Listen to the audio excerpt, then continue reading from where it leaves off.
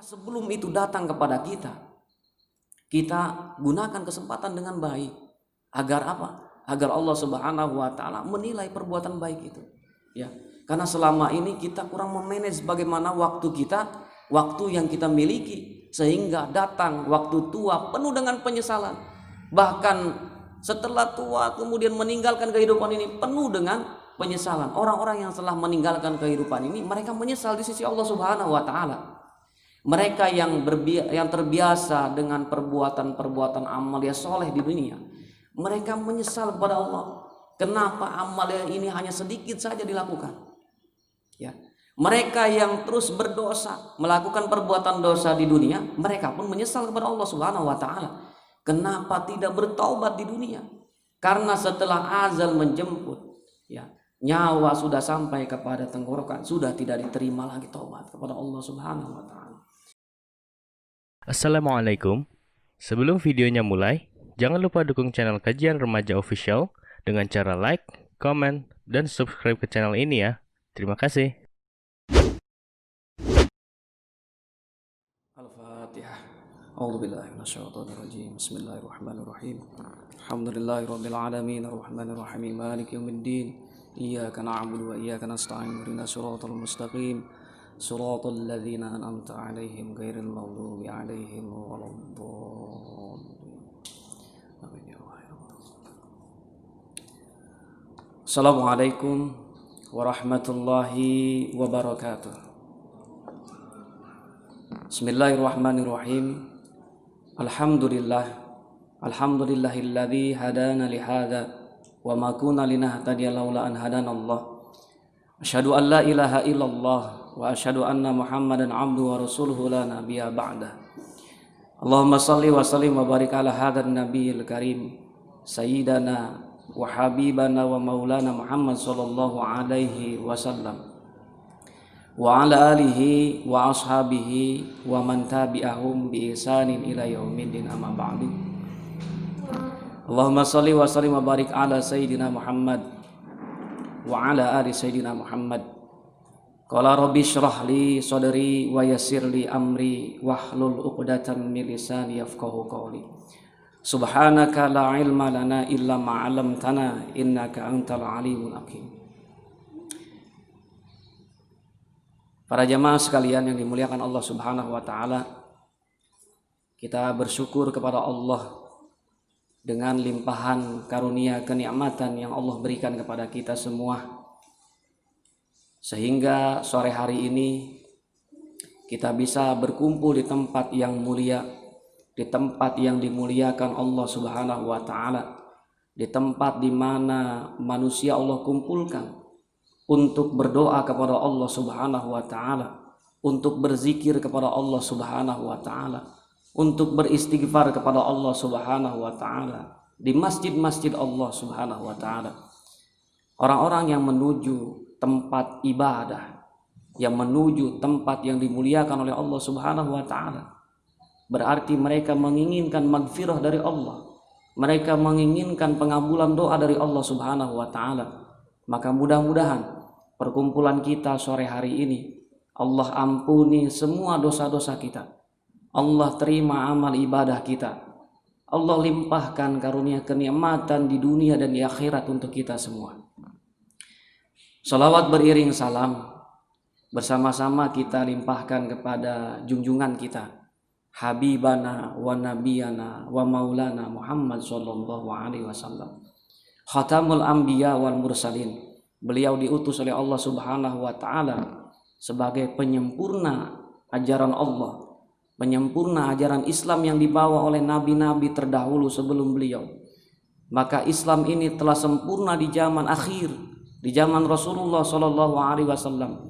Kita beruntung menjadi umat di zaman akhir yang Rasulullah katakan, beruntunglah, beruntunglah, beruntunglah mereka yang beriman kepada Allah, mereka yang beriman kepada Rasulnya, tetapi mereka tidak bertemu dengan Rasulnya.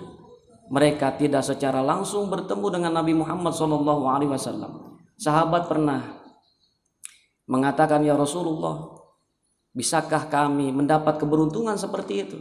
Kata Rasulullah, mereka orang-orang yang hidup setelah aku meninggalkan kehidupan ini, itulah mereka yang tidak melihat aku, tetapi ajaranku sampai kepada mereka. Maka kita bersyukur kepada Allah Subhanahu wa taala, ajaran Nabi Muhammad sampai kepada kita sehingga kita dapat mengenal Allah Subhanahu wa taala. Sehingga kita bisa beribadah kepada Allah Subhanahu wa taala dengan contoh dan tauladan baginda Rasulullah sallallahu alaihi wasallam, sehingga kita bisa berakhlakul karimah, akhlak yang dicontohkan oleh baginda Nabi besar Muhammad sallallahu alaihi wasallam. Para jamaah ikhwan fillah rahimakumullah, di dalam kehidupan ini kita terus belajar dan belajar untuk mendapatkan ridhonya Allah Subhanahu wa taala. Orang-orang yang senantiasa beriman kepada Allah, mereka terus menuntut ilmu bagaimana Allah Subhanahu wa taala mengajarkan kepada orang-orang yang beriman untuk terus berpikir dan berpikir sampai mereka menemukan titik di mana mereka mendapatkan ketenangan beribadah kepada Allah Subhanahu wa taala. Maka kuncinya adalah duduk di majlis-majlis ilmu. Kuncinya adalah berkumpul dengan orang-orang yang soleh, berkumpul dengan mereka yang dekat dengan Allah Subhanahu wa taala, agar kita mampu mendekatkan diri kita kepada Allah Subhanahu wa taala. Tidak lupa yang saya hormati para pemuda, para penerus agama Allah Subhanahu wa taala, agama Islam yang terus semangat. Ya, semangatnya anak-anak muda di dalam menjunjung agama ini adalah prioritas pertama yang harus terus ya kita cari, bagaimana anak-anak muda ini agar terus menjadi fondasi pertama dalam agama. Maka dilihat bagaimana agama ini bisa bertahan dengan kekuatan. Ya, Islam adalah dilihat bagaimana anak-anak mudanya menjunjung tinggi agama Islam. Maka harus terus kuat mencari ilmu, kemudian harus terus kuat kita menghadapi keadaan zaman apapun. Para jamaah yang dimuliakan Allah Subhanahu wa taala, sore hari ini ya guru kita berhalangan, jadi saya sebagai perwakilan beliau hadir di tempat ini. Saya bersama Ustadz Ubaidillah Muhrim di Majlis Al-Muttaqin di Gardenia Extension. Kita bersama di situ membangun generasi-generasi muda hafiz yang mudah-mudahan ya kita berdoa kepada Allah Subhanahu wa taala, Allah terus bimbing kita semua. Ya, dimanapun tempatnya, dimanapun keberadaannya, kita semua dibimbing oleh Allah Subhanahu wa taala agar terus menjalankan apa yang telah Allah perintahkan dan Allah larang.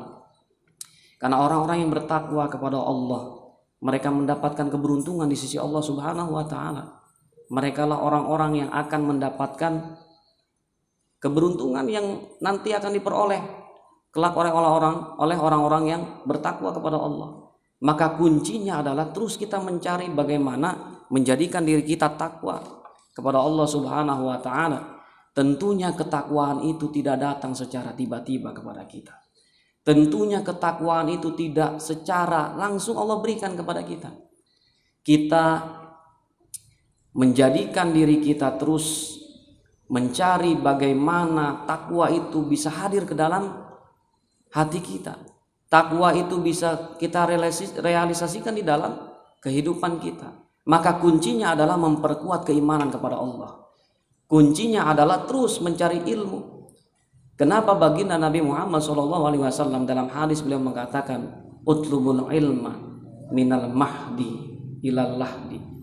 Menuntut ilmu itu dari dilahirkan kita ke dunia ini sampai kita meninggalkan kehidupan dunia ini. Dan hadis-hadis tentang ilmu itu begitu banyak Rasulullah SAW gambarkan kepada kita semua. Ternyata kuncinya adalah ketika seseorang terkait dengan majelis ilmu, ibadahnya akan diterima di sisi Allah Subhanahu wa taala. Orang-orang yang mengaitkan kehidupannya dengan belajar, dia akan mendapatkan maghfirah dari Allah Subhanahu wa taala. Tingkatan kita beribadah kepada Allah belum kepada tingkatan yang diterima di sisi Allah Subhanahu wa taala. Karena ibadah kita masih belum fokus, belum ikhlas. kita ibadah masih belum sesuai dengan syariat, cara rukunya, cara sujudnya, bacaannya belum sesuai dengan rukun yang telah dicontohkan oleh baginda Nabi Muhammad SAW. Maka yang kita kejar adalah maghfirah, ampunan dari Allah Subhanahu wa taala. Orang-orang yang terkait dengan majelis ilmu, ya, orang-orang yang terkait dengan majelis ilmu, mereka sholatnya akan mendapatkan maghfirah dari Allah Subhanahu wa taala. Kita yang terus belajar sampai akhir hayat, ini adalah kunci diterimanya ibadah kita, mendapatkan maghfirah dari Allah Subhanahu wa taala. Ya. Maka mencari ilmu itu terus, ya.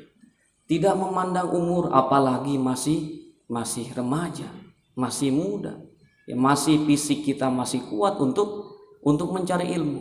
Maka mencarinya adalah satu kewajiban kita sampai kita meninggalkan kehidupan ini. Orang-orang yang sudah tua pun harus mencari ilmu terkait dengan majelis ilmu. Mau setiap minggu dia duduk di majelis ilmu, berarti dia sedang dalam keadaan belajar. Mau setiap bulan sekali, ya, terkait dengan majelis ilmu, berarti dia termasuk dan tercatat orang-orang yang sedang belajar. Maka ibadahnya akan diampuni oleh Allah Subhanahu wa taala. Orang-orang yang mengetahui bagaimana keutamaan majelis ilmu ini luar biasa. Ya, mereka hadir di majelis-majelis ilmu menginginkan dosa mereka diampuni oleh Allah Subhanahu wa taala.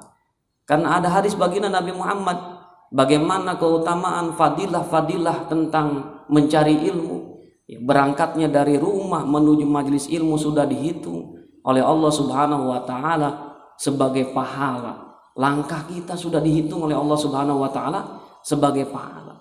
Ya, sebagai pahala di sisi Allah.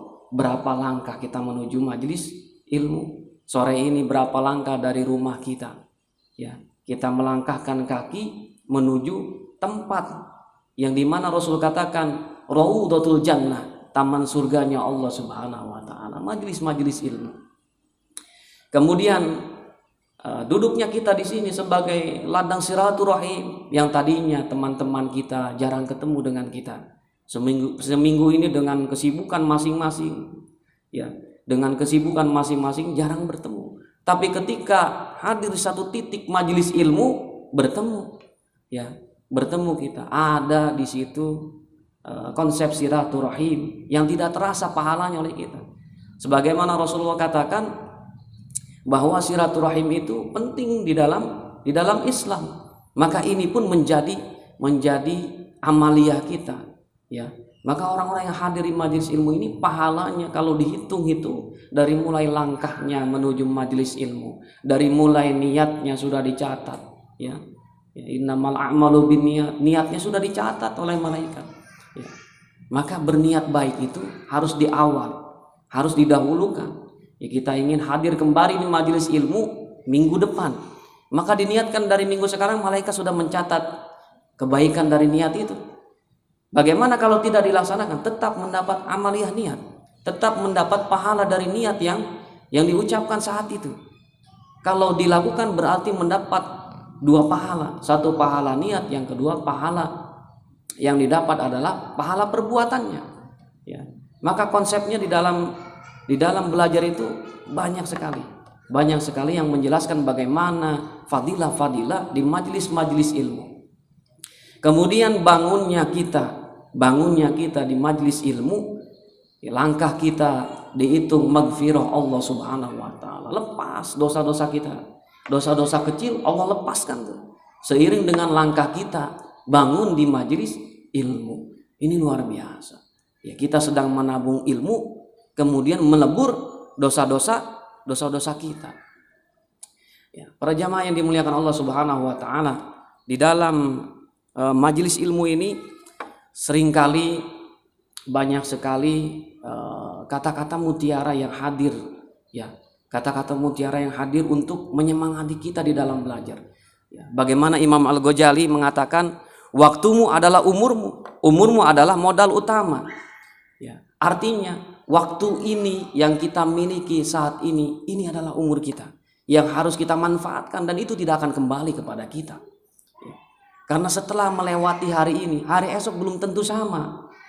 Bisa jadi hari ini dalam keadaan sehat, kita nggak tahu besok keadaan hari esok bagaimana keadaan kita. Maka ketika sehat inilah konsep kita di dalam kehidupan kita atur bagaimana agar amaliyah ibadah ini sampai kepada kita, pahalanya diberikan oleh Allah Subhanahu wa taala. Maka kita manfaatkan itu. Ya, itulah kata Imam Ghazali yang bisa kau niagakan untuk sampai kepada bahagia di sisi Tuhanmu. Ya, kita memanfaatkan keadaan waktu yang kita miliki, yang itu tidak akan kembali kepada kita. Umur kita semakin berkurang setiap harinya, bukan bertambah. Nah, berkurangnya umur kalau kita isi dengan kegiatan-kegiatan yang baik, bernilai pahala di sisi Allah Subhanahu wa taala, tentu kita akan menjadi orang-orang yang beruntung. Maka Allah mengingatkan di dalam Al-Qur'an, wal asri innal insana lafi khusrin illal ladzina amanu wa amilus sholihat. Di situ ada dua kaidah. Yang pertama amanu, yang kedua amilus sholihat. Yang pertama adalah iman kepada Allah Subhanahu wa taala. Berarti kuncinya adalah memperkuat keimanan kita kepada Allah. Bagaimana iman ini terus terbina di dalam hati kita. Ya, kita realisasikan di dalam kehidupan kita bagaimana iman ini mampu menjadi kekuatan kita dalam keadaan zaman apapun. Ya, iman ini menjadi pondasi utama kita untuk menuju Allah Subhanahu wa taala. Karena orang-orang yang beriman akan mendapatkan penilaian di sisi Allah. Ya, mereka yang memperjuangkan keimanannya sampai kembali kepada Allah Subhanahu wa taala. Karena iman ini akan terus Allah uji. Ya. Kalau kita tidak memperkuat keimanan, ujian Allah terus datang kepada kita. Imannya semakin lemah, bahkan menghilang, kembali kepada Allah, tidak membawa keimanan. Na'udzubillah. Semua amal ibadahnya tidak akan berlaku di sisi Allah Subhanahu wa taala. Semua amal ibadahnya tidak akan dilirik oleh Allah Subhanahu wa taala karena keimanannya tidak ada.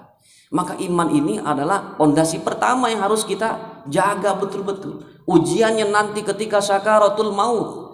Allah Subhanahu wa taala menguji keimanan terbesar itu ketika sakaratul maut. Bagaimana di antara itu ada yang lepas imannya, ada yang semakin kuat imannya kepada Allah Subhanahu wa taala. Karena saat itu manusia Allah gambarkan sesuatu yang belum pernah digambarkan oleh Allah sebelumnya. Allah gambarkan keadaan surga, Allah gambarkan keadaan neraka. Bagaimana surga dan neraka ini Allah gambarkan sehingga orang-orang yang menghadapi syakaratul maut, mereka lupa dengan kenikmatan-kenikmatan Allah Subhanahu wa taala. Mereka fokus kepada kenikmatan itu yang digambarkan. Orang-orang yang kuat keimanan ini diperkuat sebelum menghadapi syakaratul maut akan terus ya mengingat Allah Subhanahu wa taala, itu datangnya dari Allah, kembali kepada Allah Subhanahu wa taala.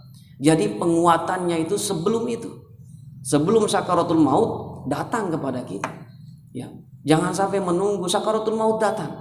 Ya, karena ujian terberatnya nanti di situ. Bagaimana setan Allah kasih untuk mengganggu manusia. Ya, Allah kasih itu kesempatan untuk mengganggu manusia. Ya, selama ini mereka diberikan izin oleh Allah Subhanahu wa taala. Ya, karena mereka saat diusir, saat itu di surga diusir oleh Allah, memang mereka mendapatkan izin dari Allah untuk menggoda manusia sampai akhir hayat.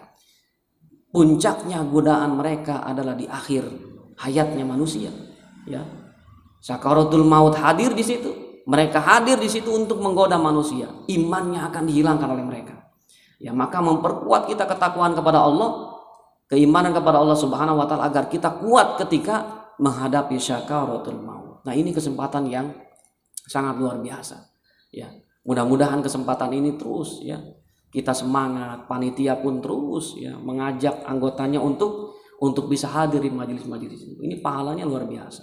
Ya, saya katakan kepada para garda terdepan, panitia, ya, mereka ini pahalanya luar biasa.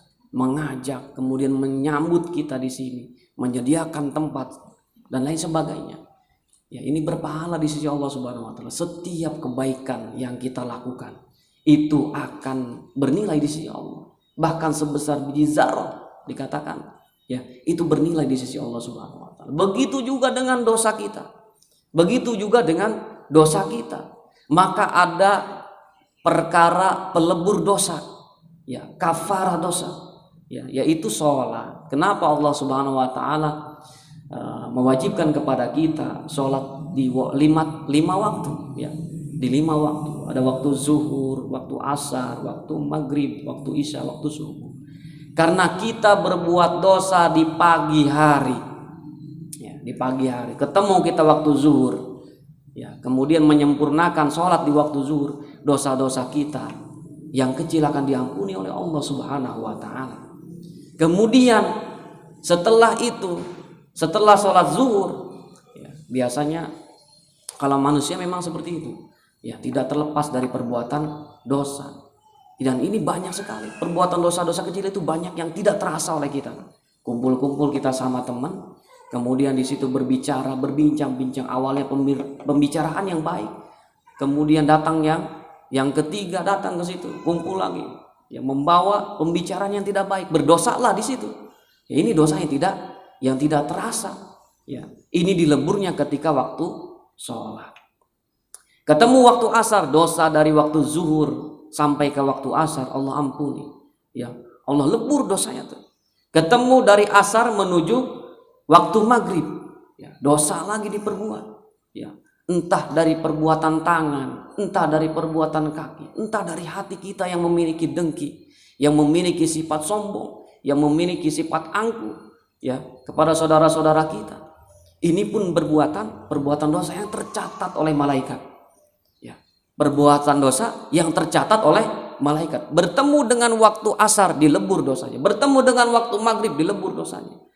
Waktu maghrib ke isya begitu singkatnya, tapi tidak menutup kemungkinan orang berbuat dosa. Maka di waktu maghrib menuju waktu isya Allah lebur dosanya. Ya. Setelah waktu isya lagi-lagi berkumpul dengan sekelompok yang ingin berbuat kemaksiatan, sekelompok yang ingin membicarakan tentang dosa, akhirnya berdosa lagi, berbicara tentang kejelekan, berdosa lagi. Bertemu waktu subuh dilebur dosanya di waktu subuh. Makanya doanya Allahumma, ya, apa doa bangun tidur? Alhamdulillahilladzi ahyana ba'dama amatana wa ilaihin nusyur. Ya. Sebelum tidur bismika Allahumma ahya wa bismika. Artinya di situ ada ketentuan tersendiri bagaimana kita bisa membaca bahwa tujuan doa itu adalah introspeksi diri kita. Ya. Bagaimana kita berdoa kepada Allah dengan memaknai doa itu kita maknai ternyata itu doa kembali lagi kepada kita. Selama ini kita sholat lillahi ta'ala, untuk Allah Subhanahu wa taala. Dasarnya adalah kembali lagi doa itu kepada kita, sholat itu kembali lagi kepada kita. Allah kembalikan pahalanya untuk kita. Ya. Para jamaah sekalian, ya, para ikhwah sekalian, inilah pentingnya kita mengelola waktu. Ya. Sebelum waktu tua datang kepada kita, kemudian sebelum kesempatan hadir kepada kita, nanti akan ada kesempitan yang akan menutupi kehidupan kita. Maka di waktu kesempatan yang penuh, ya, dengan waktu luang itulah kesempatan kita untuk memperbanyak ibadah kepada Allah, memperbanyak amaliyah baik di sisi Allah Subhanahu wa taala. Nanti akan ada waktu-waktu sibuk. Ya. Apalagi nanti kalau sudah menjadi ibu rumah tangga. Ya, waktu semakin terbagi dengan Allah Subhanahu wa taala. Tadinya full dengan Allah. Ya, selesai sholat kita baca Quran, berzikir kepada Allah Subhanahu wa taala. Setelah berkeluarga, yang memiliki keluarga, terganggu waktu itu, terbagi oleh anak kita, terbagi oleh, ya, urusan-urusan yang lainnya. Maka sebelum itu datang kepada kita gunakan kesempatan dengan baik. Agar apa? Agar Allah Subhanahu wa taala menilai perbuatan baik itu. Ya, karena selama ini kita kurang memanage bagaimana waktu kita, waktu yang kita miliki, sehingga datang waktu tua penuh dengan penyesalan. Bahkan setelah tua kemudian meninggalkan kehidupan ini penuh dengan penyesalan. Orang-orang yang telah meninggalkan kehidupan ini, mereka menyesal di sisi Allah Subhanahu wa taala. Mereka yang terbiasa dengan perbuatan-perbuatan amal yang soleh di dunia, mereka menyesal kepada Allah. Kenapa amal ini hanya sedikit saja dilakukan? Ya. Mereka yang terus berdosa, melakukan perbuatan dosa di dunia, mereka pun menyesal kepada Allah Subhanahu wa taala. Kenapa tidak bertaubat di dunia? Karena setelah azal menjemput, ya, nyawa sudah sampai kepada tenggorokan, sudah tidak diterima lagi taubat kepada Allah Subhanahu wa taala. Ya, inilah kesempatan kita untuk terus ya kita belajar, kemudian kita membina niat kita membina ibadah kita, ya, membangun ibadah kita agar menjadi ibadah ya yang sempurna di sisi Allah Subhanahu wa taala. Para jamaah sekalian, saya ingin membacakan hadis baginda Rasulullah SAW dari kitab Mukhtarul Hadis An-Nabawiyah. A'udzubillahi minasyaitonirrajim. Bismillahirrahmanirrahim. Qala Rasulullah sallallahu alaihi wasallam, isnani yakrahuhuma ibnu Adam, yakrahul mauta wal mautu khairun lahu minal fitnati, wa yakrahul qillatal mal wa qillatul mal aqallu lil hisabi. Ada hadis baginda Nabi Muhammad SAW yang menceritakan kepada kita tentang bagaimana kata Rasulullah ada dua perkara ya yang dibenci oleh manusia. Dua perkara ini dibenci oleh manusia. Ya. Yang pertama, yakrahul mauta.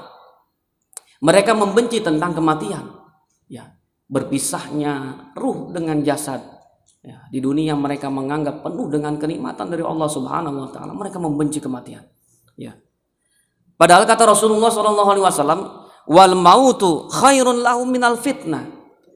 Sedangkan kematian itu khairun, itu lebih baik untukmu minal fitnah, dari fitnah dunia.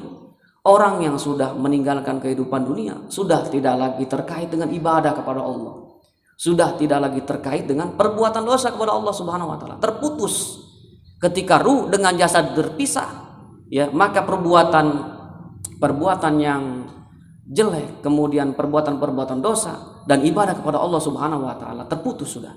Ya, artinya selesai sudah. Ya, selesai sudah. Jadi ibadah itu hanya di dunia saja. Di dunia saja. Perbuatan dosa itu hanya di dunia saja. Maka kesempatan yang kita peroleh saat ini, ya, hati kita sudah mulai ada keinginan untuk terus belajar. Hati kita sudah mulai ada keinginan untuk beribadah kepada Allah Subhanahu wa taala. Ini kesempatan kita. Kesempatan yang Allah berikan kepada kita semua. Karena setelah kematian banyak penyesalan tadi. Ya, orang soleh menyesal dengan amal yang sedikit. Ya, kemudian orang-orang yang berdosa menyesal ya karena tidak sempat bertaubat kepada Allah Subhanahu wa taala. Di alam kubur tidak bisa bertaubat. Ya, sudah tidak bisa bertaubat kepada Allah. Tinggal menunggu bagaimana keputusan Allah Subhanahu wa taala. Kalau di dalam hatinya ada keimanan kepada Allah. Kalau di dalam hatinya ada kalimat, ya, la ilaha illallah. Ya, man qala la ilaha illallah dakhala jannah, kata Rasulullah. Di dalam hatinya tersimpan kalimat la ilaha illallah, ini akan dimasukkan ke dalam surganya Allah, tetapi melalui proses, ya, melalui proses penyucian dulu. Karena orang-orang yang masuk ke dalam surganya Allah harus orang-orang yang sudah suci, sudah bersih dari perbuatan dosa. Ya, tetap kata Rasulullah, umat Nabi Muhammad SAW akan dimasukkan ke dalam surganya semuanya. Ya, semuanya akan dimasukkan ke dalam surga. Ya, ada kalimat la ilaha illallah. Bahkan ada satu kisah yang diceritakan dalam sebuah kisah itu, bahwa ketika semua penduduk surga sudah masuk gitu, sudah masuk, kemudian Allah Subhanahu wa taala mengatakan, ya Muhammad, umatmu masih tersisa satu orang di neraka, jemput, bawa ke sini. Orang-orang sudah menikmati keadaan surga saat itu. Ya, orang-orang sudah berada di surga saat itu. Tapi kata Allah, ada satu yang tertinggal, ya Muhammad. Ya, kemudian Nabi Muhammad pergi menuju neraka untuk membawa satu umatnya, katanya, yang tertinggal. Ya, kata malaikat penjaga neraka, sudah tidak ada ya Rasulullah. Sudah aku keluarkan semua umatmu. Di sini hanya tersisa ya orang-orang yang mereka hidup di dunia tapi bukan umat. Mereka tidak beriman kepada Allah Subhanahu wa taala. Kata Allah, ada satu orang yang tersisa. maka aku akan terus ya mencari di mana orang itu. Kemudian Rasulullah melihat, ya, dilihat, ya, ternyata ada satu orang yang bercahaya paling pojok. Kemudian diambil oleh malaikat orang itu, ya masuk, ya kemudian masuk malaikat diambil, ya dihadapkan kepada Rasulullah SAW. Cahaya itu hilang, tidak ada cahaya. Ya. Si fulan ini terdiam saja sudah di hadapan Rasulullah, tertunduk malu kepada baginda Nabi Muhammad SAW. Ya, karena perbuatannya di dunia, malu dia dengan Rasulullah. Ya. Kemudian si fulan ini ditanya oleh Rasulullah SAW, wahai fulan, engkaukah itu yang memiliki cahaya yang aku lihat? Ya. Dia masih terdiam. Tapi kata Rasulullah, aku tidak sedikit pun saat engkau berada di hadapanku, aku tidak melihat cahaya itu. Di mana cahaya itu? Ya kemudian si fulan ini ingin berbicara kepada Rasulullah, ketika mengangkat lisannya, terlihat cahaya itu ada di lisannya. Bertanya Rasulullah, wahai fulan, engkau punya amalia apa di dunia sehingga ada cahaya yang keluar dari lisanmu, cahaya yang keluar dari lisan. Rasulullah penasaran dengan amalia apa. Sedangkan umatku, kata Rasulullah, sudah semuanya diangkat dari nerakanya Allah Subhanahu wa taala. Tersisanya engkau. Ternyata si fulan ini beriman kepada Allah dan Rasulnya, dan di dalam lisannya ada kalimat la ilaha illallah. Ya, ada kalimat la ilaha illallah Muhammadur Rasulullah. Itu saja yang dimiliki oleh si fulan ini. Dia tidak pernah beribadah kepada Allah Subhanahu wa taala, tapi kalimat itu nempel. Ya, nempel di lisannya. Maka ini yang menyebabkan Allah Subhanahu wa taala memerintahkan Nabi Muhammad untuk menjemput orang ini, untuk menjemput si fulan ini. Ya, kalimat ini kalimat terakhir yang ada saat itu. Orang-orang yang memiliki amalia sholat, orang-orang yang memiliki amalia zakat, mereka sudah berkumpul di surga. Orang-orang yang memiliki amalia silaturahim, mereka sudah berkumpul di surganya Allah Subhanahu wa taala. Tapi si fulan ini masih disiksa di neraka untuk dibersihkan dari dosa-dosanya, ya, untuk dibersihkan dari perbuatannya. Ya, ternyata ada kalimat ini, kemudian dibersihkan oleh malaikat, dibawa oleh Rasulullah SAW ke surga. Inilah orang yang terakhir masuk ke dalam surganya Allah Subhanahu wa taala. Wal mautu khairun lahu minal fitnah yakrahu qillatal mal. Yang kedua adalah mereka benci dengan harta yang sedikit. Ya, di dunia ini orang benci menjadi miskin. Ya, hartanya sedikit. Ya, kenapa seperti itu? Ya, padahal kata Rasulullah SAW, wakilatul mal aqallu lil hisab. Orang yang hartanya sedikit itu akan ringan hisabnya di sisi Allah Subhanahu wa taala. Ya, mereka yang memiliki harta yang sedikit ringan hisabnya. Tapi mereka yang memiliki harta yang banyak, ya Allah kasih itu. Ya Allah kasih harta yang banyak, ya beli ini, beli itu, memiliki ini, memiliki itu. Akhirnya dihisap satu persatu tuh oleh Allah Subhanahu wa taala. Ya, orang-orang yang beriman kepada Allah, yang memiliki harta akan dihisap oleh Allah Subhanahu wa taala perihal harta saja. Ya, jadi hisap dari Allah Subhanahu wa taala setelah nanti sholat, kemudian akan berlaku hisap-hisap dengan amalia yang lainnya. Zakat, puasa, haji, kalau punya ibadah haji dihisap oleh Allah Subhanahu wa taala. Ya, bagaimana harta yang digunakan untuk berangkat ke Baitullah, bagaimana setelah pulang dari Baitullah terus akan dihisap oleh Allah Subhanahu wa taala menjadi pertanyaan. Ya, bagaimana kita hidup di dunia diberikan kenikmatan oleh Allah Subhanahu wa taala, bersyukurkah kita dengan nikmat itu? Ya, apakah harta yang kita miliki digunakan di jalan Allah Subhanahu wa taala? Terus akan dihisap oleh Allah. Ya, padahal kata Rasulullah, sedikitnya harta itu akan ringan hisapnya. Tapi kita di dunia ini senang sekali mengumpulkan kemegahan di dunia. Ya. Pada akhirnya ketika meninggal dunia kembali itu, ya kembali harta itu tidak kita bawa ke hadapan Allah Subhanahu wa taala. Rumah yang kita bangun dengan megahnya, kita bangun rumah, ya seperti istana, laksana istana rumah itu. Tapi ketika meninggal dunia tidak dibawa rumah itu. Ya, ketika meninggal dunia kendaraan itu tidak kita bawa. Kendaraan itu hanya mengantarkan saja. Setelah itu dibawa pulang lagi. Ya, tidak ada cerita orang yang banyak harta kemudian dia memiliki banyak kendaraan. Setelah meninggal sudah Ini mobil untuk menjaga, ya, misalkan ayah yang sudah meninggal dunia. Karena mobil ayah sangat banyak, jadi ini mobil saya tinggalkan saja. Keluarga meninggalkan, harta itu dikubur. Itu tidak akan berguna untuk mayat. Ya, untuk orang yang sudah meninggal dunia itu tidak akan berguna. Ya, mereka yang hartanya bernilai di sisi Allah, harta yang disodakohkan di jalan Allah Subhanahu wa taala. Ya.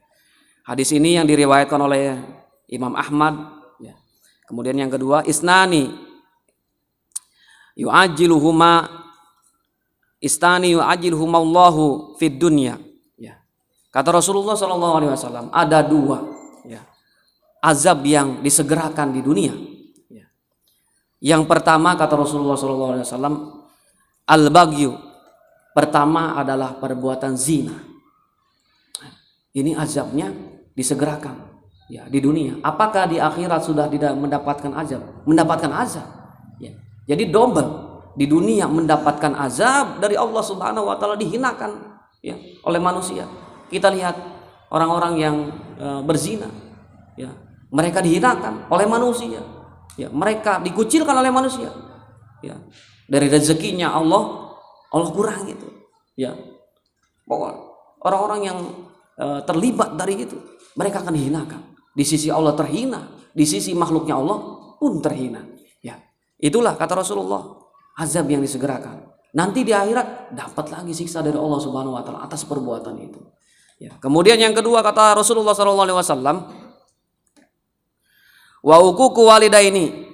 Yang kedua adalah, ya, durhaka kepada kedua orang tua. Nah, ini orang tua kita nih keramat. Ya. Hati-hati betul kita sama kedua orang tua kita. Ya. Durhaka kepada mereka. Bukan hanya kesulitan yang Allah berikan nanti di akhirat, tapi di dunia Allah tampakkan bagaimana sulitnya di dunia. Ya. Maka kita bisa mengambil ibrah. Berarti orang yang baktinya kepada orang tua, ya, atau mereka yang memiliki bakti kepada kedua orang tuanya, ini mendapatkan kebahagiaan. Bukan hanya di dunia, tetapi kebahagiaan yang akan mereka peroleh nanti di hadapan Allah Subhanahu wa taala. Ridallah fi ridul walidain wa suhtullahi fi suhtil walidain. Ya, ridhonya Allah bergantung bagaimana orang tua kita ridho kepada kita. Maka orang-orang yang masih memiliki orang tua, ya, kita masih memiliki orang tua, datangi orang tua kita. Kita minta keridoannya. Ya, kita minta keridoannya. Kenapa? Karena kalau mereka ridho dengan kita, kehidupan kita akan nikmat di dunia. Ya, kehidupan kita pun akan nikmat di akhirat nanti. Karena Allah pun ridho. Kenapa begitu besar sekali perhatian Rasulullah SAW kepada orang tua kita? Ya, kita bayangkan, ya, jasa mereka yang sudah mendidik kita sampai kita bisa duduk di majelis ilmu ini adalah jasa orang tua dan doa orang tua kita. Bagaimana orang-orang di luar sana banyak berlalu lalang tidak tertarik dengan majelis ilmu, padahal pahalanya sangat luar biasa di majelis ilmu, tapi mereka tidak tertarik. Mereka lebih senang bersenang-senang di dunia saja. Ya, sedangkan di majelis-majelis ilmu ini kesenangannya adalah mengingat akhirat. Ya, kesenangannya adalah mengingat akhirat. Ya, terus, ya, mengingat akhirat. Kenapa harus diingat akhirat? Ya, karena dunia ini hanyalah tempat sementara saja. Ulama bilang dunia ini hanya tempat kita bersinggah saja. Ada tujuan lain. Ketika kita berlabuh, ya, capek kita beristirahat di dunia ini. Namanya istirahat itu berarti kebutuhannya hanya sebentar saja. Ya, kebutuhannya hanya ala kadarnya untuk hidup saja di situ. Ya, tidak ada yang lain. Ya. Tapi sebagian dari mereka senang membangun istana, gitu. Senang memperkaya diri di dunia, sehingga tidak memikirkan lagi tujuan mereka akan kemana. Ya. Padahal mereka memiliki tujuan. Setelah selesai beristirahat, mereka akan kembali untuk berlabuh menuju tujuan mereka, yaitu tujuan akhirat. Ya. Maka orang-orang yang mengetahui bagaimana tujuan yang sesungguhnya, mereka akan menyiapkan diri untuk menuju kehidupan yang abadan abada, selama-lamanya. Di sana tidak ada lagi masa tua, tidak ada lagi masa anak-anak. Semuanya remaja, ya. Semuanya remaja. Dan orang-orang yang beriman kepada Allah terus, ya, memperkuat keimanannya, ya, untuk sampai kepada kehidupan akhirat dengan membawa perbekalan yang cukup. Ya, bekal kita harus cukup, ya, karena kita akan hidup selama-lamanya. Sedangkan mencari bekal itu hanya Allah berikan kesempatan kita di dunia ini saja, ya, di dunia ini saja, di tempat kita beristirahat saja, ya, di tempat kita beristirahat saja. Ya, ini adalah perbekalan kita. Jadi orang-orang ada yang hanya menyiapkan perbekalan di dunia, tidak menyiapkan perbekalan di akhirat. Ada orang yang hanya menyiapkan perbekalan di akhirat saja, di dunia ala kadar hidup saja, ala kadarnya hidup saja. Kenapa? Karena tujuan mereka adalah jelas, menginginkan kehidupan yang selama-lamanya. Kita lihat nggak ada yang abadi di dunia ini, tidak ada yang abadi. Umur kita semakin berkurang, ya, kemudian masa-masa tua itu semakin ada, semakin tergambar dalam kehidupan kita. Maka kalau sudah tua itu sudah tidak lagi kuat untuk beribadah kepada Allah secara fisik, ya. Tadinya kita kuat untuk beribadah berdiri, ya, kepada Allah Subhanahu wa taala, melaksanakan ibadah sholat. Setelah umur itu semakin berkurang, Allah kurang itu kekuatan kita. Ya, akhirnya Rasulullah mengatakan kewajiban sholat itu sampai kepada orang yang sakit pun harus melaksanakannya. Maka ada sholat duduk, ada sholat berbaring, ada sholat tidak menggunakan gerakan, hanya menggunakan hati saja. Ya, ini tangan sudah tidak sanggup untuk bergerak, bertakbir. Ya, hanya terdiam diri saja, kemudian diwudukan.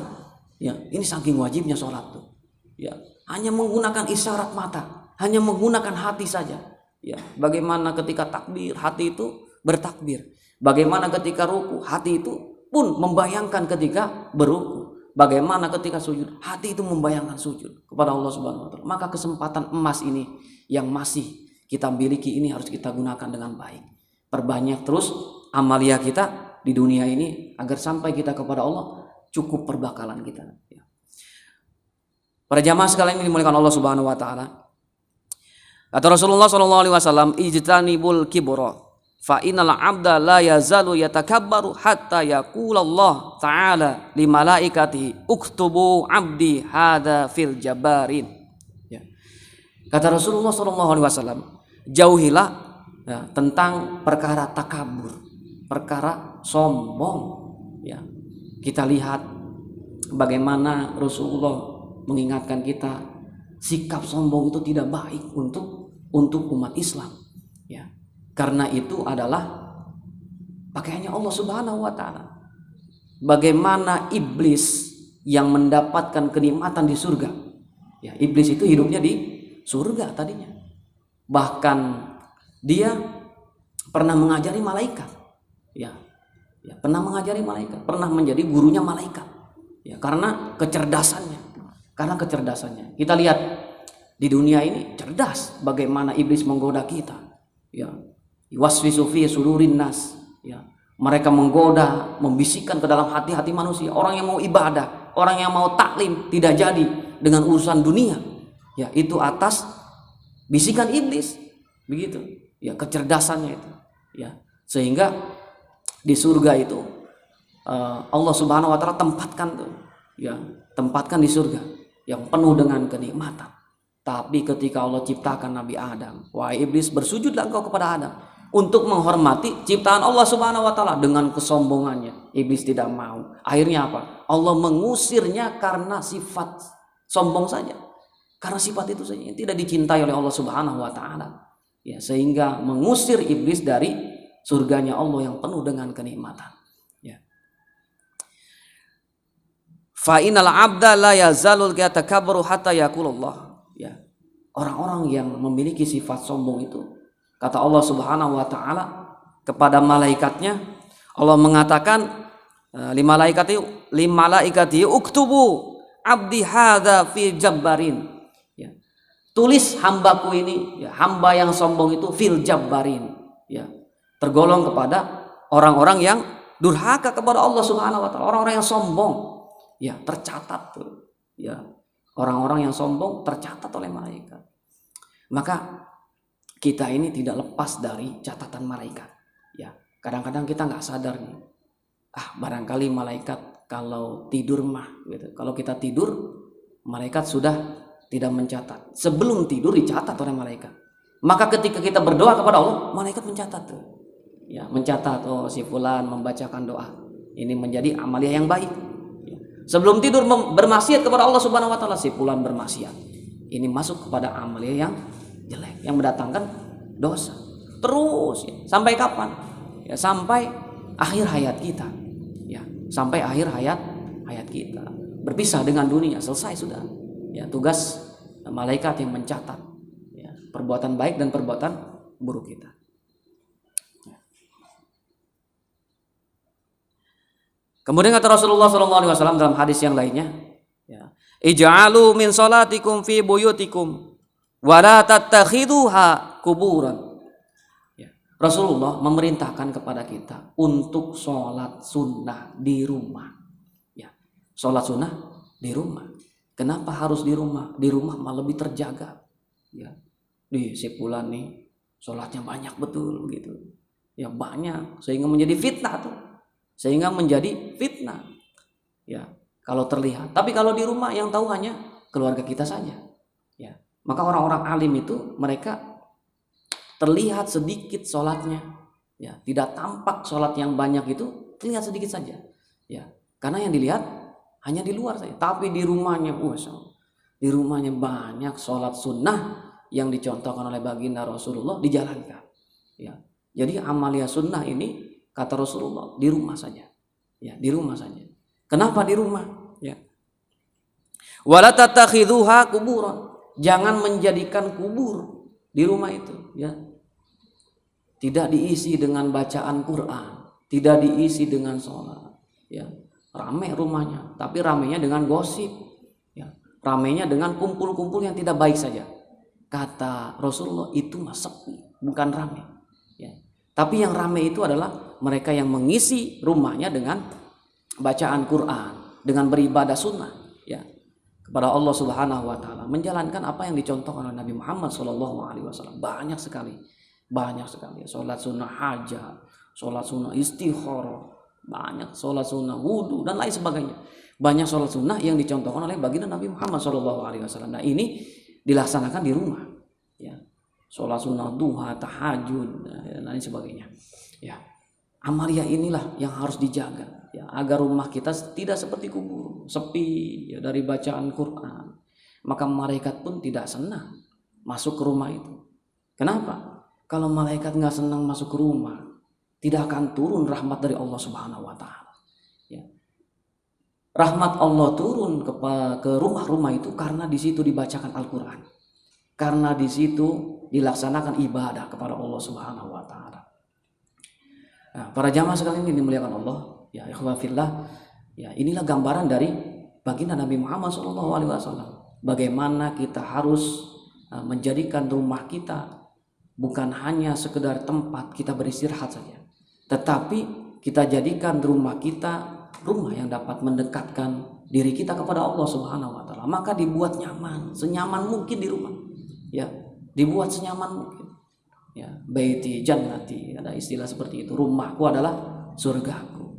Artinya disitulah ya tempat yang membahagiakan kita dengan Allah Subhanahu wa taala. Bahagia kita dekat dengan Allah. Ya, bahagia kita beribadah kepada Allah Subhanahu wa taala. Ijtanibu sab'al mubiqati. Ya. Kata Rasulullah sallallahu alaihi wasallam, jauhilah olehmu 7 tentang perkara yang menghancurkan. Ya, ada 7 perkara yang dapat menghancurkan. Ya. Rasulullah memerintahkan untuk menjauhi ini. Yang pertama kata Rasulullah, asyirku billah. Pertama adalah syirik kepada Allah Subhanahu wa taala. Ini dosa yang besar. Ya. Syirik ini adalah perbuatan dosa yang besar.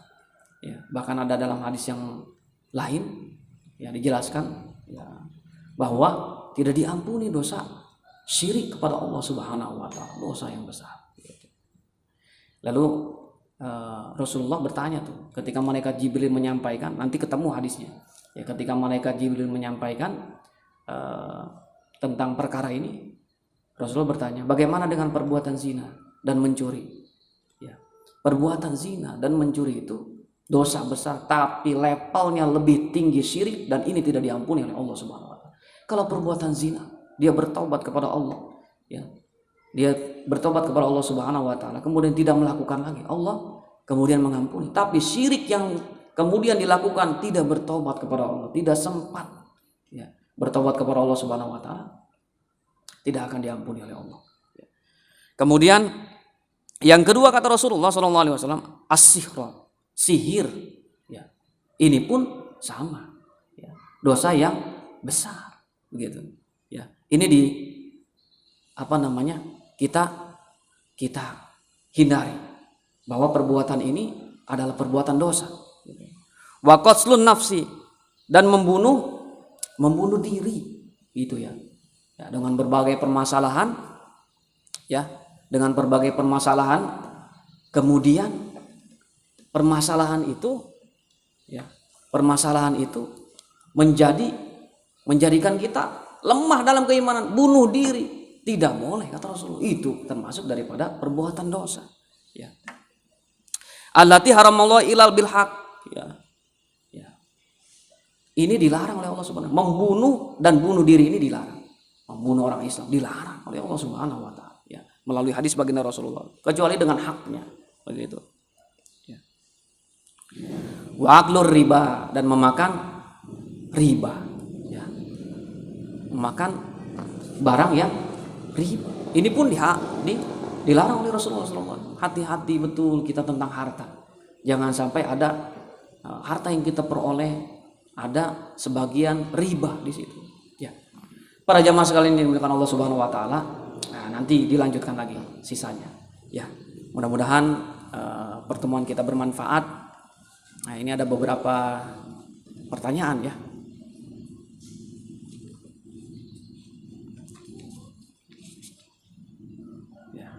Mudah-mudahan cukup waktunya, ya. Mudah-mudahan waktunya cukup, ya. Insya Allah kalaupun memang saya bisa jawab, akan saya jawab. Kalaupun tidak bisa jawab, ya, ini menjadi PR untuk kita semua, menjadi PR untuk saya dan untuk kita semua. Insya Allah mudah-mudahan di pertemuan selanjutnya, kalaupun masih ada kesempatan, ya kita jawab, ya. Yang pertama, setelah mandi wajib, bolehkah langsung sholat, tidak wudhu lagi? Nah, setelah mandi wajib, boleh nggak langsung sholat, nggak wudhu lagi? Maka Rasulullah mengajarkan dalam adab mandi. Ini adanya di adab mandi, adanya di adab mandi. Dalam fikih dijelaskan tuh. Ya, sebelum mandi itu kita bersihkan dulu nih. Ya, sekiranya yang kotor dari depan dari belakang bersihkan dulu. Sekiranya yang kotor bersihkan. Kemudian setelah itu berwudu, belum mandi nih, berwudu, ya. Berwudu, setelah berwudu baru mandi, asal jangan menyentuh sesuatu yang dilarang di dalam fikih, ya. Kemaluan kita tidak boleh disentuh, ya, karena sudah dibersihkan terlebih dahulu. Maka sebelum wudu bersihkan dulu, kemudian mandi, dan tidak menyentuh sesuatu yang dilarang di dalam fikih yang dapat membatalkan wudu. Itu boleh langsung sholat, ya, tidak usah wudhu lagi, boleh langsung sholat, gitu ya. Kemudian, apakah mempelajari ilmu lewat YouTube atau internet dianggap menuntut ilmu? Para jamaah yang dimuliakan Allah, YouTube atau internet itu pengembangan saja. Menuntut ilmu itu harus memiliki guru, seperti berhadapan seperti ini, ada gurunya. Maka Rasulullah mengatakan, kalau orang yang menuntut ilmu tidak ada gurunya, berarti gurunya syaitan. Walaupun belajarnya di YouTube, yang ngajarin ustadz. Bisa jadi pendapat dia, karena kadang kita berpendapat, setelah mendapatkan pemahaman, oh dia berpendapat begitu tentang ilmu itu. Nah, yang bahaya itu pendapatnya sesuai dengan hawa nafsu. Akhirnya yang dijalankan sesuai dengan hawa nafsu. Kalau ada gurunya, berhadapan dengan guru, dia bisa bertanya kepada guru, kira-kira kalau kita mengamalkan ini boleh nggak? Gurunya akan menjawab. Nah, ini pentingnya memiliki guru. Maka orang yang belajar di internet tanpa ada gurunya, ini akan sesat. Karena yang mengajarinya siapa? Setan jadi gurunya. Setan mah awalnya mengajari baik-baik, tapi kesananya akan menyesatkan. Begitu. Assalamualaikum Ustadz. Waalaikumsalam warahmatullahi. Saya mau tanya apabila kita ada keinginan mengikuti kapan dan keinginan untuk hijrah, apa ada rasa keinginan itu termasuk niat atau tidak? Keinginan itu niat. Ya, keinginan itu niat. Nih kita nih. Ya Allah, kayaknya dalam kehidupan saya yang saat ini saya nggak tenang gitu. Saya pengen hijrah. Nah, ini baru ada i'tiqad dalam hati nih, pengen hijrah. Tapi belum dilaksanakan hijrahnya. Kepengenannya ada. Niat dulu memang. Rasulullah memerintahkan innamal a'malu binniyat. Sebelum amal niat dulu. Amalnya mah kapan begitu? Hidayah kan nggak bisa dipaksa. Nah, seorang ustadz, bahkan seorang nabi tidak bisa memberikan hidayah. Hidayah itu adalah intan termahal dari Allah Subhanahu wa taala. Ya, sesuatu termahal dari Allah Subhanahu wa taala. Ya. Maka hidayah ini diberikan oleh Allah Subhanahu wa taala. Ya. I'tiqadnya sudah dicatat. Walaupun amaliyahnya belum dilakukan, tapi niat baiknya sudah dilakukan nanti misalkan bulan depan, bahkan tahun depan baru dilaksanakan, tidak apa-apa. Ya, hijrah itu sudah diniatkan terlebih dahulu, tidak apa-apa. Ya, itu termasuk daripada i'tiqad niat yang baik. Ya, dicatat oleh Allah Subhanahu wa taala sebagai perbuatan yang baik. Itu yang menuntun hidayah. Yang menuntun datangnya hidayah Allah Subhanahu wa taala, niat yang baik. Ya. Apa saja yang dapat meningkatkan kualitas ibadah? Tentunya yang dapat meningkatkan kualitas ibadah adalah ilmu. Ya. Kita semangat ibadah sholat kita karena kita tahu ilmunya. Ya, kita semangat ngaji Quran karena tahu ilmunya. Bagaimana pahala-pahala Allah jelaskan melalui hadis baginda Rasulullah. Ya, melalui kalam ulama yang disampaikan kepada kita. Ya, orang yang membaca Al-Quran berpahala, orang yang sholat ya dengan kaidah-kaidah fikih digunakan, rukunnya, syaratnya ya diperhatikan. Ini pun menjadi semangat kita ya. Di dalam beribadah, kualitas keimanan itu akan meningkat dengan sendirinya kalau ibadah kita sudah betul dengan Allah Subhanahu wa taala. Assalamualaikum Ustaz. Waalaikumsalam. Saya mau tanya bagaimana cara mengajak keluarga agar taat kepada Allah Subhanahu wa taala? Dimulai dari diri kita. Ya, nanti keluarga kita akan melihat tuh, oh, anak saya udah rajin benar sholat. Saya bapaknya malu nih. Sentuhannya jangan langsung kita nih udah rajin sholat. Kemudian di rumah kita ceramah. Akhirnya bapak kita bilang apa? Ceramah mah jangan di rumah. No, di majelis salim. No, di masjid. Akhirnya diarahkan seperti itu. Jadi perbuatan kita dulu nih. Ya, akhlak. Maka Rasulullah mengajarkan kita akhlak. Ya. Rasulullah berdakwah itu tidak langsung mengajak orang untuk mengikuti agama Allah Subhanahu wa taala. Tapi beliau menampakkan kejujuran beliau. Bagaimana sebelum beliau diperintahkan untuk mengajak orang berdakwah secara terang-terangan, Rasul sudah menampakkan akhlak yang baik. Bahkan orang-orang kafir benci kepada Rasulullah, tapi mereka berani menitipkan barang mereka nih, unta mereka, uang mereka kepada Nabi Muhammad.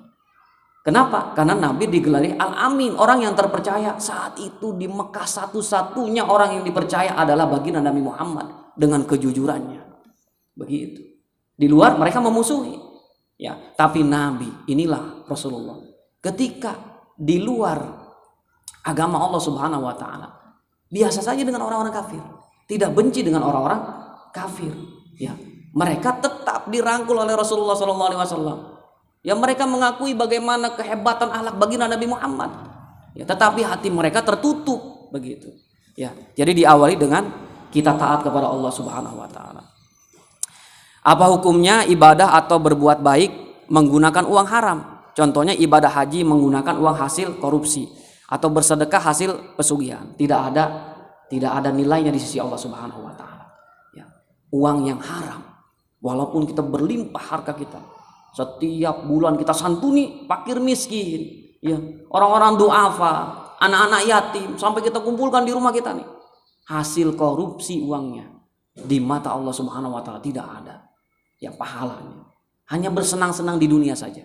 Terlihat si fulan sepertinya banyak hartanya kemudian dipakai ibadah kepada Allah, tapi yang menilai adalah Allah, bukan manusia.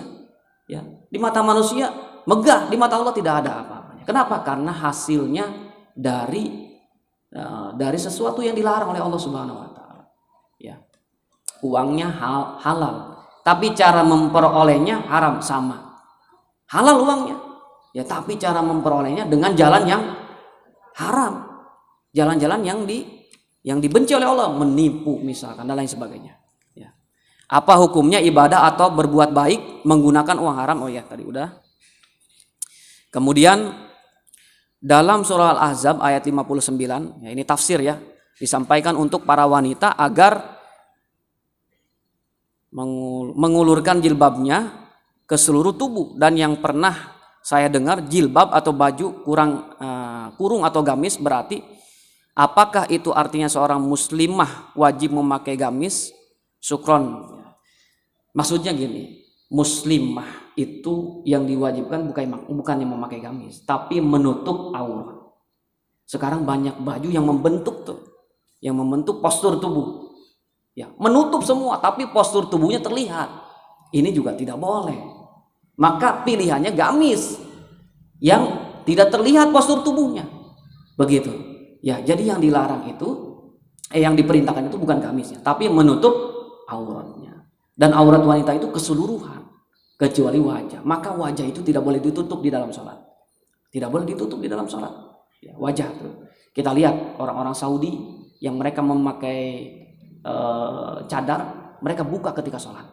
Ya, mereka buka. Kenapa? Karena Rasulullah Shallallahu Alaihi Wasallam melarang itu.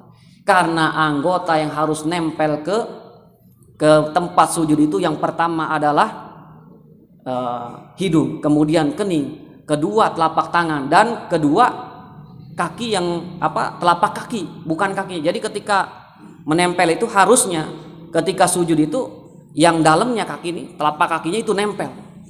Nah, ini juga diperhatikan nanti belajarnya di fikih nih. Ya, di fikih, yaitu ya. Jadi yang diperintahkan itu adalah menutup aurat, gitu. Assalamualaikum Ustaz. Waalaikumsalam. Jika kita pernah memakan uang riba namun belum mengetahui dosa riba, apakah masih bisa diampuni dosanya? Dan bagaimana barang yang dibeli dengan sistem riba? Para ikhwah yang dimuliakan Allah Subhanahu wa taala, jika kita belum mengetahui dosa, berarti belum berdosa, ya.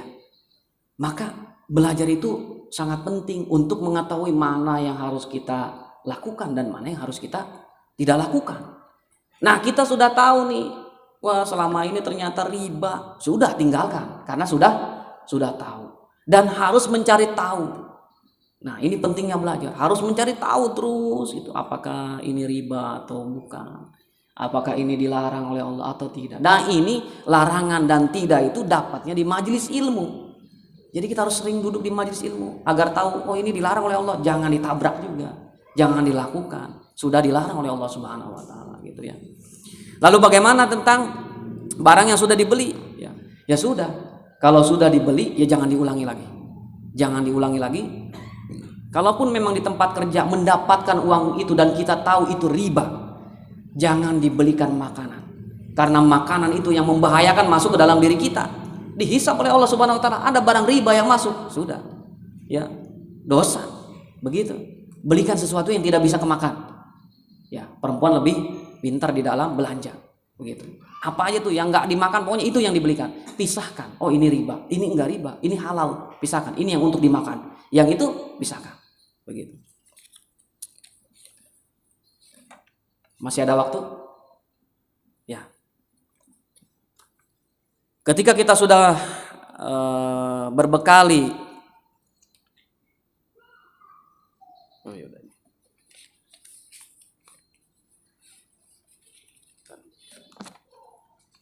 biar nggak kebaca lagi. Ketika kita sudah berbakti kepada kedua orang tua, sudah berusaha mencari pekerjaan, tetapi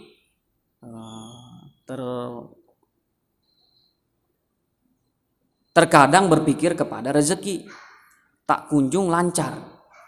Gini, bukan berarti ketika kita berbakti kepada orang tua, rezeki kita kemudian terus lancar. Berarti bakti kita belum. Begitu. Ya, baktinya baru sekali, pengen rezekinya lancar. Tapi ini proses.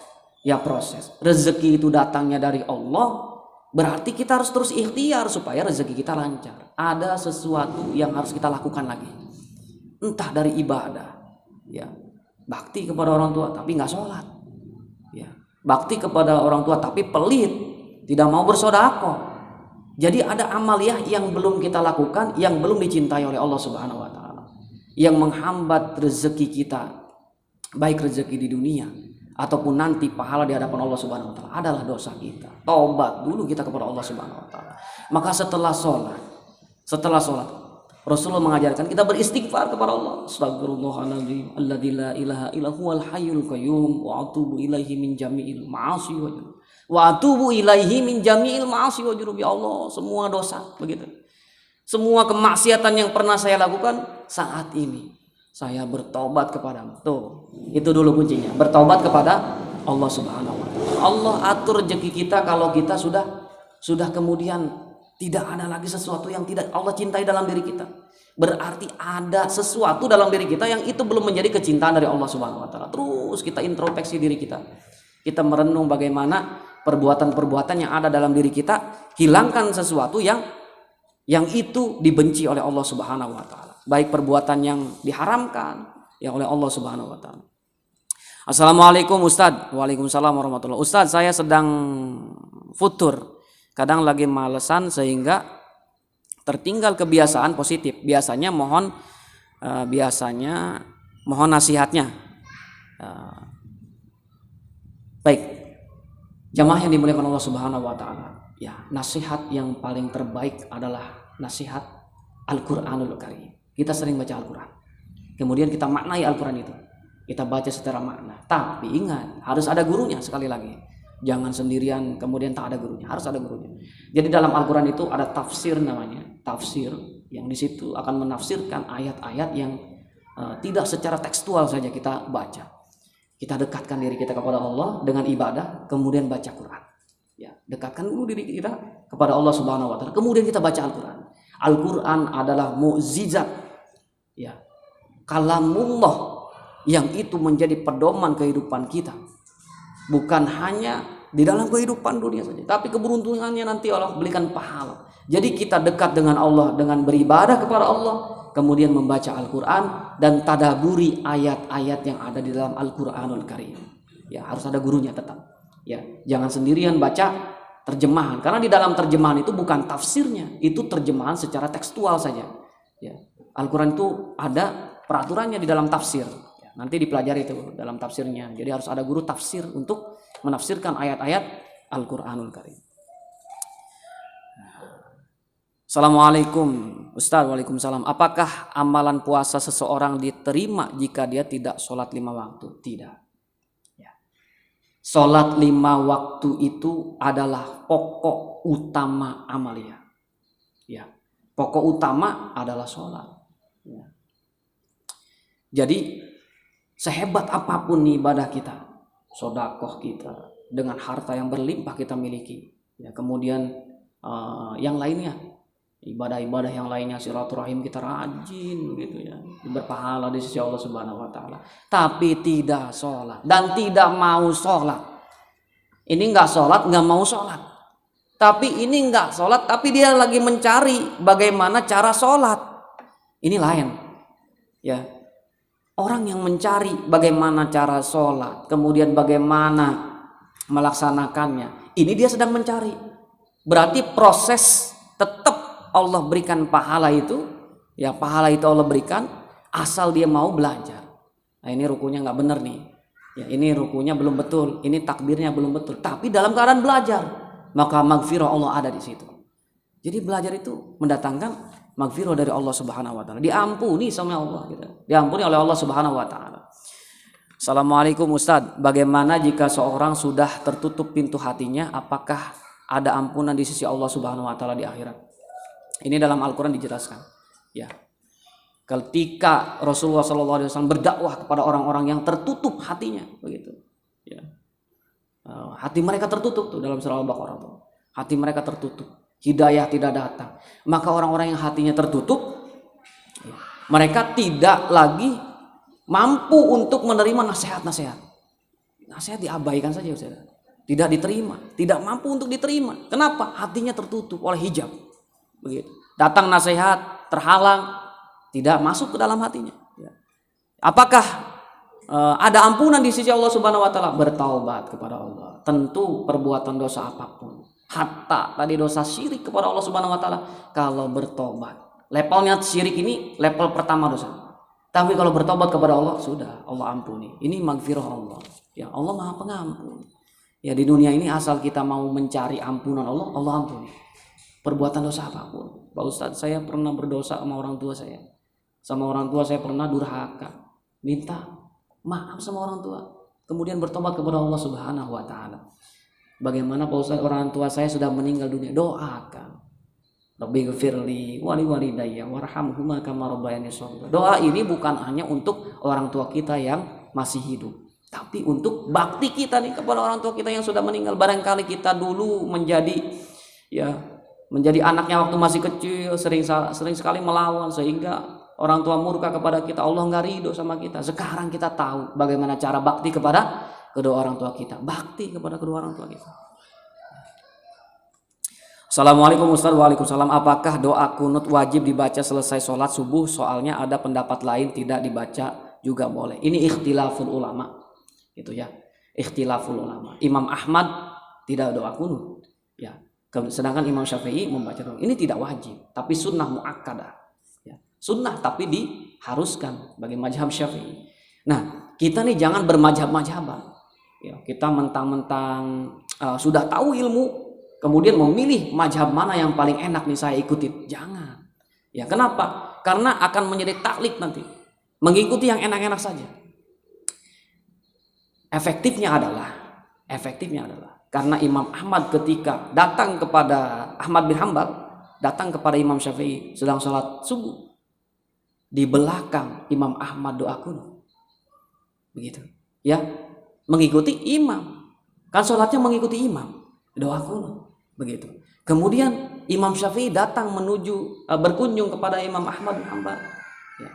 Beliau tidak doa kunut, Imam Syafi'i menjadi makmum, dia tidak doa kunut. Beliau tidak doa kunut. Kenapa? Saling menghormati di dalam hukum, karena tidak diwajibkan. Ya, doa kunut itu hadir ketika ada bencana-bencana. Maka sekarang banyak bencana begitu ya.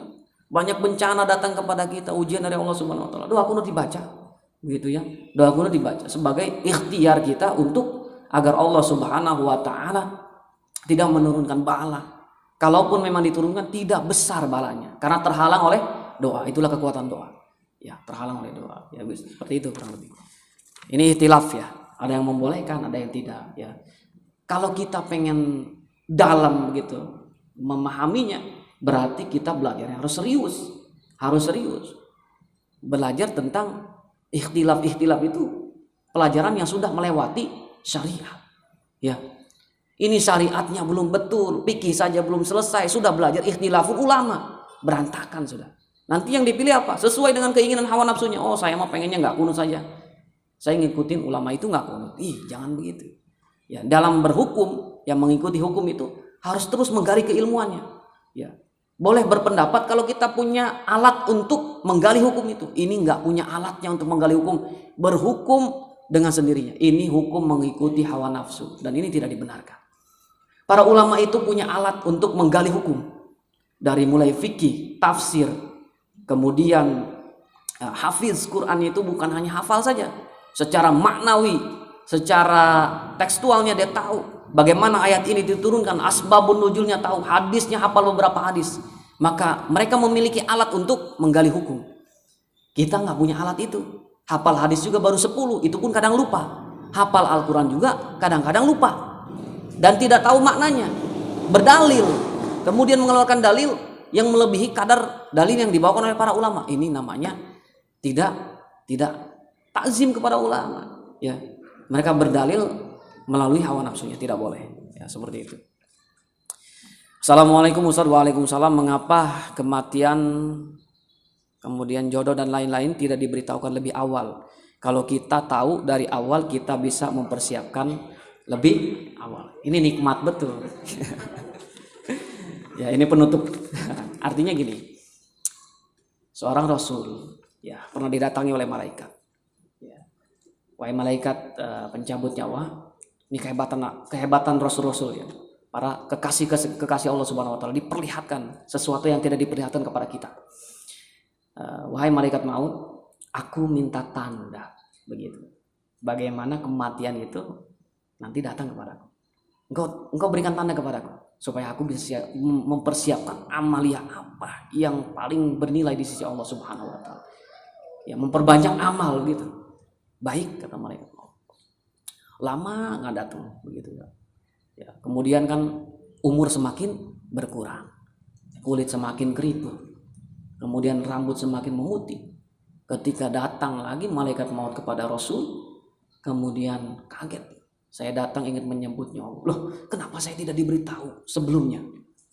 Ya, saya minta waktu itu tanda kematian dan engkau mengiyakan. Berarti engkau berbohong, berdosa kepada Allah Subhanahu wa taala dan kepadaku.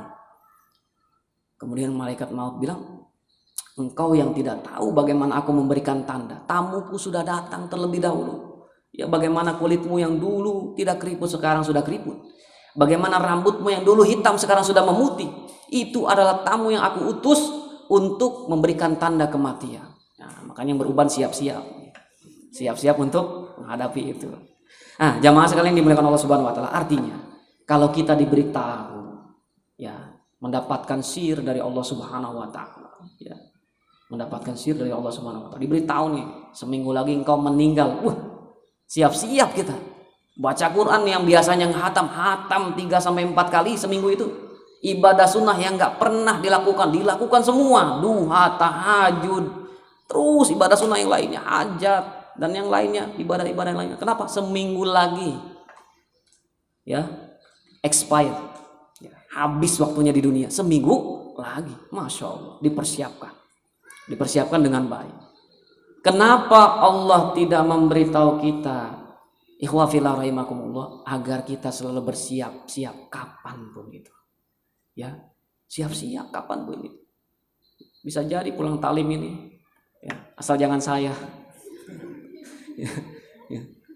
Ya, bisa jadi pulang talim ini asal jangan saya. Ya, kalau yang mau melihat surga duluan silahkan, meninggalkan kehidupan dunia. Ya, ada yang mau? Jangan dulu karena belum siap. Maka persiapan ini kapanpun itu kita siapkan.